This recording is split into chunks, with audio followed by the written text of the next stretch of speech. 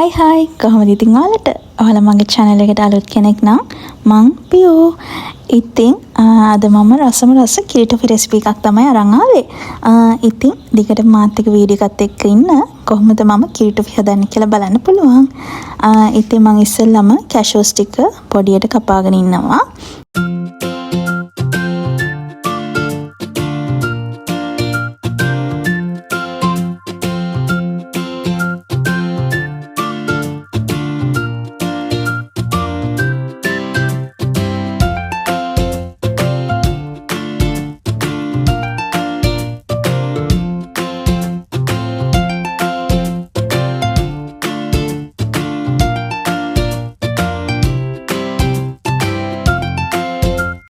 ඊට පස්සේ අපි මිල්ක් මේඩ් එක මේ විදිහට පෑන් එකට ඇඩ් කරලා මිල්ක් මේඩ් ටින් එකෙන්ම වතුර භාගයයි සීනි මිල්ක් මේඩ් ටින් එකෙන් භාගයයි ඇඩ් කරනවා. ඊට පස්සේ ඒකටම කරඳ මුංගු කරාමු නැටි දාලා මික්ස් කරලා ඊට පස්සේ අපි ඇඩ් කරනවා වැනිලා. ඉතින් මේ ඔක්කොම මික්ස් එක ඊට පස්සේ ලිපෝන් කරලා ඉතින් මේක මික්ස් එක ගන්න වෙනකම්ම හැදි ගන්න තමයි තියෙන්නේ. ඉතින් ඔන්න බලන්නකෝ මට වෙච්ච වැඩේ. ඉතින් මගේ අතින් මේක උතුරලා ගියා. ඉතින් ටග්ගල් මං ලිපත් එක මම ක්ලීන් කරා නැත්තම් මේක ලිපට අල්ලපු ගමන්ම අපිට ක්ලීන් කරන්න හරි අමාරුයි.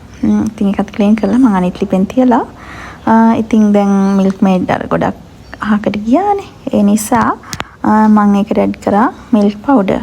ඉතින් මිල්ක් පවුඩර් එකක් දාලා ඊට පස්සේ ටික මේක ගන්න වෙනකොට කැෂුස් ටික ඇඩ් කරනවා අපි.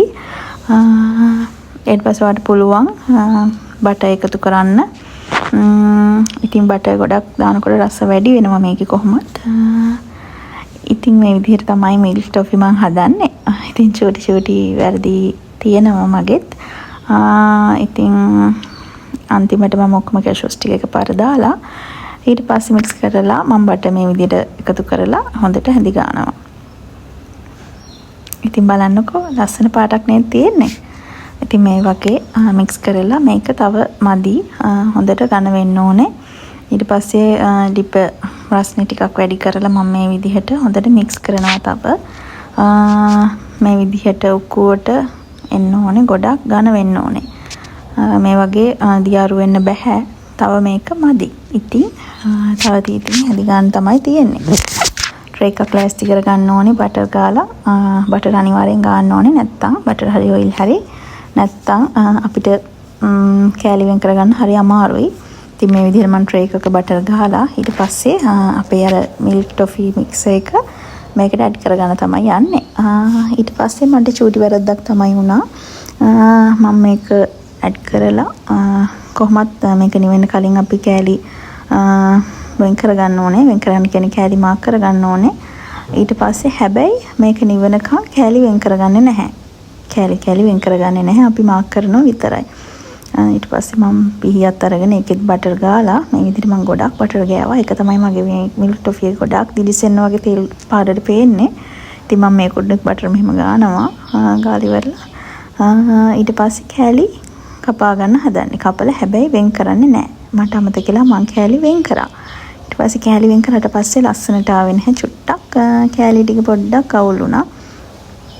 ඊළඟ පාර try කරලා බලන්න ඕනේ. උණුවෙන්ම කෑලි ටික අයින් කරන්න නැතුව නිවෙන්න දීලා තමයි කෑලි ටික අයින් කරන්න ඕනේ.